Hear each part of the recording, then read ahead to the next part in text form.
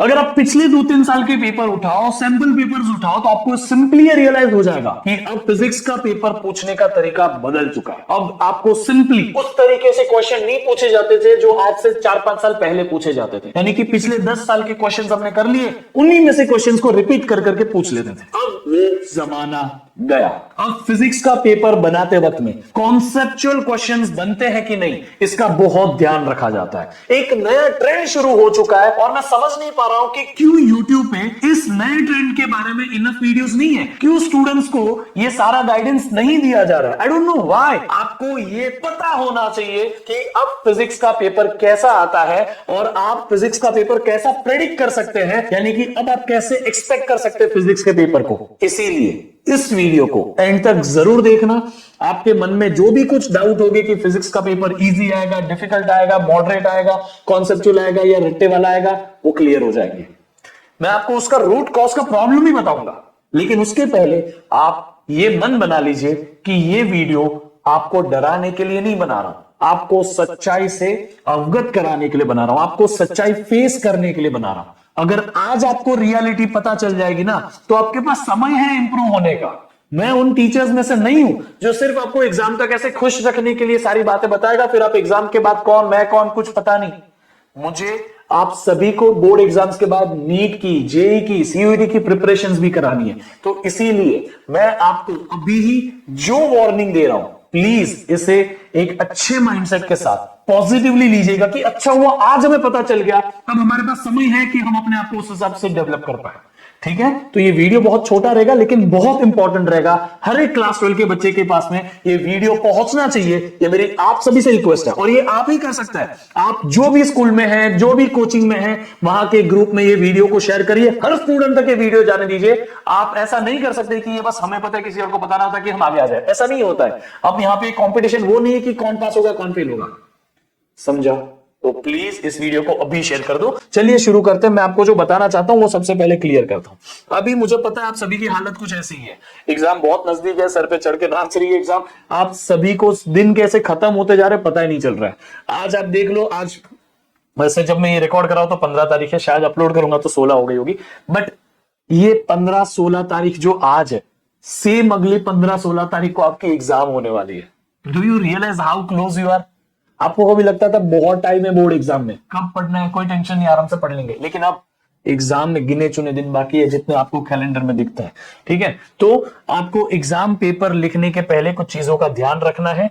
वो चीजें ये है, सबसे पहले हम ना बेसिक पेपर का एक स्ट्रक्चर का ढांचा क्या होता है वो पता कर लेते हैं। ठीक है, ढांचा क्या है पेपर का आप सभी को ये पता है। आप थोड़ा सा इसके अगले वाले पार्ट में स्किप कर सकते हैं टाइमलाइन में, अगर आपको स्ट्रक्चर बहुत अच्छे से पता है पेपर का।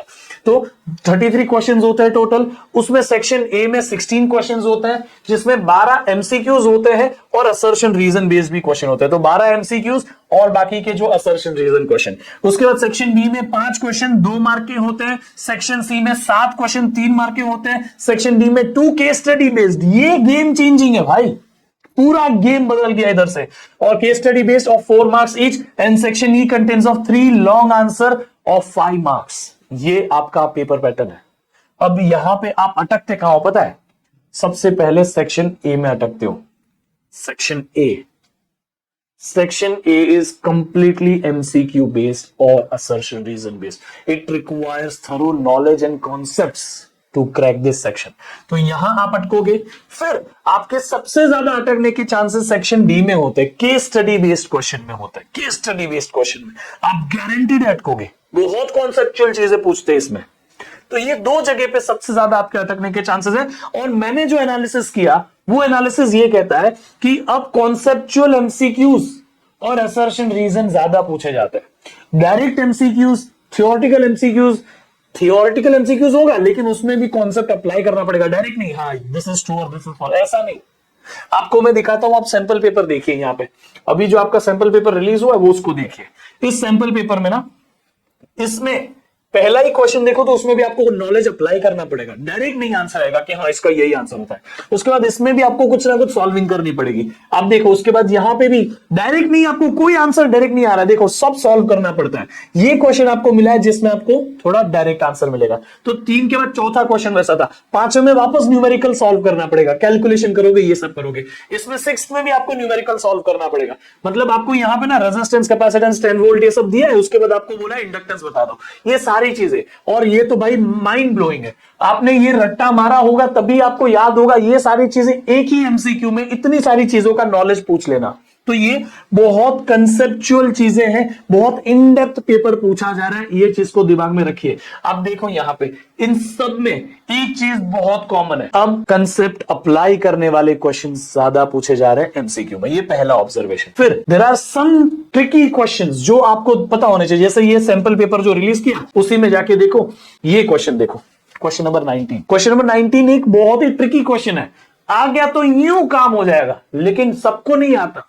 जिसको कॉन्सेप्ट पता है वही इसको सॉल्व कर सकता है। इसके साथ में ये क्वेश्चन उसका जो पार्ट मतलब सेकंड क्वेश्चन है उसी के अंदर का, वो भी देखो। उसके अलावा आप ये क्वेश्चन को ऑब्जर्व करो, ठीक है। इन सब में डिटेल्ड नॉलेज अप्लाई करना पड़ता है बेटा, ठीक है। तो आप इस चीज को ध्यान रखिएगा कि there are some tricky questions, और ये ट्रिकी क्वेश्चंस तो अभी तक मैंने आपको सेक्शन बी के ही बता रहा हूं। आपको अगर मैं नीचे लेके जाऊं, ये देखो डायोड आपको आता है, फॉरवर्ड बैस, रिवर्स बैस पता है तो ही आप कर सकते हो, पर ठीक है वो चलो आता है तो वो इजी हो जाता है, थोड़ा भी पता है तो इजी हो जाता है। इन सब में देखो आधा डायग्राम बनाया, उसके बाद यहाँ पे रे जा रही है, लेकिन उसी में कंटिन्यू करने बोला है। यहाँ पे नहीं आता है तो कैसे सॉल्व करोगे, डायरेक्ट क्वेश्चन बहुत कम है बेटा। उसके साथ ये देखो section D case study base, charge का मोशन, बहुत सारे उसमें क्वेश्चन है, उसमें वेक्टर वेक्टर भी डाल दिया है। उसी के साथ में आप यहां पे देखो, इस केस को देखो, आपको पूरा फोटो इलेक्ट्रिक इफेक्ट अच्छे से समझा है तो ही आप इसको सॉल्व कर सकते हो। अगर आपको ये ग्राफ क्या बना है, ये इधर से कुछ पंख लग रहा है, इधर से क्या लग रहा है पता ही नहीं चल रहा है, इसमें 2 ग्राफ मर्ज कर दिए। तो ये सारी चीजें आपको दिमाग में रख के आगे बढ़ना है कि there can be some tricky questions. Unexpected derivation, भाई ये डेरिवेशन देख के मेरा दिमाग हिल गया। आपके सैंपल पेपर के अंदर ये डेरिवेशन पूछी थी, ये फॉर्मूला कल ही जब मैंने वन शॉट अपलोड किया तो उसी में मैंने कराई थी डेरिवेशन, अरे फॉर्मूला कराई, डेरिवेशन नहीं कराई थी। पिछले कुछ महीनों से मैं नीट के बच्चों को प्रिपेयर करा रहा था, तो बोर्ड का जब रिलीज हुआ तो हमारा सैंपल पेपर मैंने उसको देखा नहीं, आज मैंने उसको स्टडी किया, मैंने देखा तो भाई मैं मतलब पागल जैसा बिहेव करने लगा। ये इसकी डेरिवेशन देख के, ये डेरिवेशन एनसीईआरटी में कहीं नहीं है, epsilon not upon D minus T plus T by के, ये डेरिवेशन है ही नहीं एनसीईआरटी में। ये हम एमसीक्यूज में कराते हैं, नीट वाले बच्चों को, जेई वाले बच्चों को बता देते हैं। तो आप देखो वो क्वेश्चन नंबर 23 में पूछी है सैंपल पेपर में, ये डेरिवेशन। एक बार डेरिवेशन पूछते कैपेसिटेंस का formula for parallel plate capacitor, एक लास्ट ईयर डेरिवेशन पूछी थी 2023 की, अगर 2024 के पेपर की अगर मैं बात करूं तो इसमें भी कैपेसिटर की डेरिवेशन पूछी है। डाइलेक्ट्रिक, ये रहा इफेक्ट ऑफ डाइलेक्ट्रिक का डेरिवेशन, पैरेलल प्लेट कैपेसिटर का, ये सब आपको पिछले साल पूछ लिया। अब इस साल क्या करें, तो इस साल इन्होंने थोड़ा और ट्रिकी कर दिया, इस साल इन्होंने आपको ये डेरिवेशन का फॉर्मूला पूछ लिया। अब ये बच्चा कर ही नहीं सकता सॉल्व जिसने सही से सीखा नहीं है एक लेवल ऊपर तक। इवन मैंने आपको इसका डेरिवेशन नहीं कराया, वन शॉट में आप देख लेना, मैंने एक्सपेक्ट ही नहीं किया था, ये मेरे एक्सपेक्टेशन के बहुत ऊपर ही है। It's been 10 years I'm teaching physics, तो प्लीज ऐसे क्वेश्चंस आ सकते हैं, तो you may face some unexpected derivation। आपको नॉर्मल जो डेरिवेशन है उसी का एक्सटेंशन पूछ सकते हैं, स्पेसिफिक केस बना के। आपको ये इफेक्ट ऑफ डाइलेक्ट्रिक का ही डेरिवेशन था, ये आप देखो, this is the case of effect of dielectric only, उसमें एक्सटेंशन है ये डेरिवेशन। तो ऐसी बहुत सारी डेरिवेशन है। जैसे आपको रिंग के एक्सिस पे पूछा गया कि रिंग में से करंट फ्लो हो रहा है, एक्सिस पे कितना होता है मैग्नेटिक फील्ड, फिर उस एक्सिस में उस पॉइंट को हमने सेंटर पे ला दिया, अब बताओ कितना होता है, फिर उस रिंग को काट दिया, अब बताओ कितना होता है। तो ये सारी चीजें आपको ट्विक कर सकते हैं। तो ये कुछ अनएक्सपेक्टेड डेरिवेशंस के एग्जांपल है। वेरी लेस डायरेक्ट क्वेश्चन, आप पेपर देख लो, मैंने देख लिया, बहुत कम ऐसे डायरेक्ट क्वेश्चन है। आई अग्री कि कुछ है भी, जैसे यहां पे देखो लास्ट ईयर में मैं आपको बोलता हूं, ये देखो लास्ट ईयर के पेपर में आपको कुछ डायरेक्ट क्वेश्चन पूछे भी है। What is mean by displacement current, direct question. How this is different from conduction current, direct question. ये सारी चीजें बहुत डायरेक्ट थी। जैसे ये भी है, thin spherical shell of radius R Q a point charge is placed at the centre of the shell, find the charge density on the outer surface. ये बहुत डायरेक्ट क्वेश्चंस थे। फिर ये draw graph of variation of scattered particle detected, and ये Geiger मार्जन experiment के ऊपर experiment के derivation जरूर पूछा है, क्लोजेस्ट अप्रोच का डेरिवेशन। ये बुक के अंदर इतना बराबर से है नहीं, बट आपको यहां पूछा है। बट ये कई सारे क्वेश्चन में ऐसा कह सकता हूं डायरेक्ट क्वेश्चन है। Draw circuit diagram of PN junction diode in forward bias, reverse bias, ये डायरेक्ट क्वेश्चन थे। तो ऐसे आपको यहां पे भी ये सैंपल पेपर के अंदर भी कुछ सवाल ऐसे मिलेंगे, जैसे कि देखो व्हिटस्टोन ब्रिज को यूज करो, व्हिटस्टोन ब्रिज की डेरिवेशन निकालो केवीएल को यूज करके। उसके अलावा आपको यहां पे भी पूछा है, देखो नीचे जाता है थोड़ा, सॉरी ऊपर जाता है, ये देखो आप, draw ray diagram of formation of image by Cassegrain telescope. तो ये पूछा है, दिस इज वेरी इजी, आपको इसमें आराम से मार्क्स मिल सकता है ना। इसके साथ साथ में ये भी देखो आपको यहां पे पूछा है, फिर इजी क्वेश्चन पूछा है इसमें थोड़े दो चार।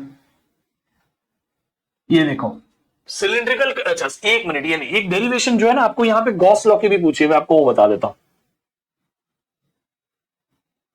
ये पोटेंशियल बैरियर क्या है, डायरेक्ट क्वेश्चन है, आप आराम से उसको आंसर कर सकते हैं, ठीक है।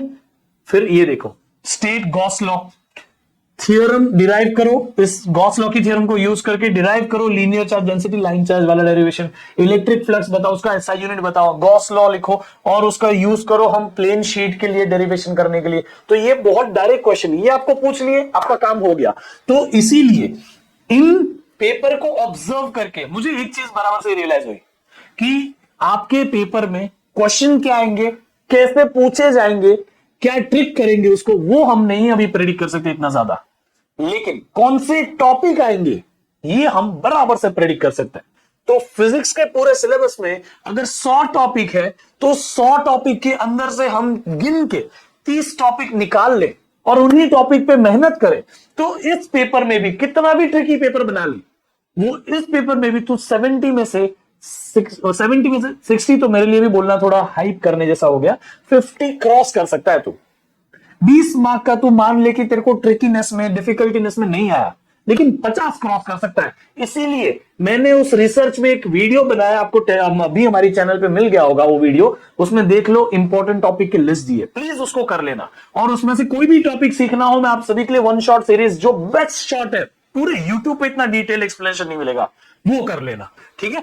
उसके साथ में वेरी लेस डायरेक्ट क्वेश्चन हो गया, some very tricky questions in case study based. Case study के अंदर जो छोटे छोटे सवाल है उसमें कुछ बहुत ट्रिकी पूछा है, क्योंकि वो डायरेक्ट आंसर आपको जो याद है वो नहीं हो सकता, वो उस पैराग्राफ में से हो सकता है, और पैराग्राफ में से डायरेक्ट उठा के आंसर लिखा वो भी नहीं है अभी। अब उसमें भी बहुत सारे नॉलेज वाली चीजें पूछी जा रही है कि ये कैसे होगा, समझा। तो इसीलिए मेरा ये मानना है कि आपको सिर्फ 2 चीजों पे ध्यान देना चाहिए। इंपॉर्टेंट टॉपिक की जो लिस्ट दी है उसके कॉन्सेप्ट्स को सीखने में फोकस करो, जो मैं बता रहा हूं इन चीजों को इंप्लीमेंट करो। आपको न्यूमेरिकल्स और सैंपल क्वेश्चन पेपर सॉल्व करने, जितने ज्यादा सैंपल पेपर सॉल्व करोगे ना उतना आप बेनिफिट में रहोगे। सैंपल पेपर को एज ए टेस्ट सॉल्व करना, पेपर लिया 3 घंटे 20 मिनट में खत्म करने का, ये खत्म करने का 3 घंटे में, ठीक है। तो प्लीज उस हिसाब से इसको पढ़िएगा। बाकी मैं आपको जो भी मेरा एक्सपीरियंस है पिछले 10 साल का, उस हिसाब से मैं आपको बताना चाहता हूं कि इस साल मेरा प्रेडिक्शन ये है कि आपको कंसेप्चुअल एमसीक्यूज और कंसेप्चुअल असर्शन रीजन आएंगे ही आएंगे, ये गारंटीड है। उसके साथ में सम ट्रिकी क्वेश्चंस आ सकते हैं, कुछ ट्रिकी क्वेश्चंस। उसके साथ में बहुत कम थ्योरी क्वेश्चन डायरेक्ट पूछे जाएंगे, जैसे गॉस लॉ पूछा है, पूछ सकता है वो। अब तेरे को पिछले साल में ये सैंपल पेपर में पूछा, पिछले साल भी पूछा था, आ सकता है वो, ठीक है। ऐसे डायरेक्ट क्वेश्चन जो है वो आ सकते हैं। अनएक्सपेक्टेड डेरिवेशंस पूछी जा सकती है, आपकी स्टैंडर्ड डेरिवेशन का एक स्टेप एडिशनल एक्सटेंड करके पूछ लेंगे। कोई जैसे मैं आपको बताता हूं लेंस मेकर इक्वेशन, उसके कोई वेरिएशन वाले केस बता दिए, ऐसा सब आपको पूछ सकते हैं, ठीक है। आपको इनडायरेक्टली डेरिवेशन पूछने की पूरी कोशिश की जाएगी इस बार। उसके साथ बहुत लेस डायरेक्ट क्वेश्चन पूछे जाएंगे, पीवाईक्यू स्टैंडर्ड क्वेश्चंस नहीं आएंगे। पीवाईक्यूज में से एज इट इज क्वेश्चंस आने बंद हो गए भी, रेयरली आपको क्वेश्चन मिलेंगे। जैसे आपको डायरेक्ट क्वेश्चन मैंने अभी बता दिए, गॉस लॉ का ये डेरिवेशन, गॉस लॉ का ये डेरिवेशन, ये डायरेक्ट आता है। समझा? कुछ कुछ डेरिवेशन है, व्हिटस्टोन की डेरिवेशन डायरेक्ट आती है, वो स्टैंडर्ड कुछ है। अभी भी मैं आपको कहता हूं कि 20 मार्क के आसपास तक का बहुत स्टैंडर्ड है। 20 कोई बच्चे को पास होने का ना, तो उसको इतना वरी करने की जरूरत नहीं है कि सर पेपर डिफिकल्ट कैसे करेंगे। आपके लिए अभी भी ये जो क्वेश्चंस है ना, डायरेक्ट क्वेश्चंस हो गए, डायरेक्ट डेरिवेशंस हो गए, इजी न्यूमेरिकल हो गए, ये आपको आराम से 35 पहुंचा सकते हैं। ठीक है, 20 मार्क के तो ये डायरेक्ट क्वेश्चन आपको मिल ही जाएंगे कि एज इट इज आपको जो बुक में याद किया है वो लिखना है।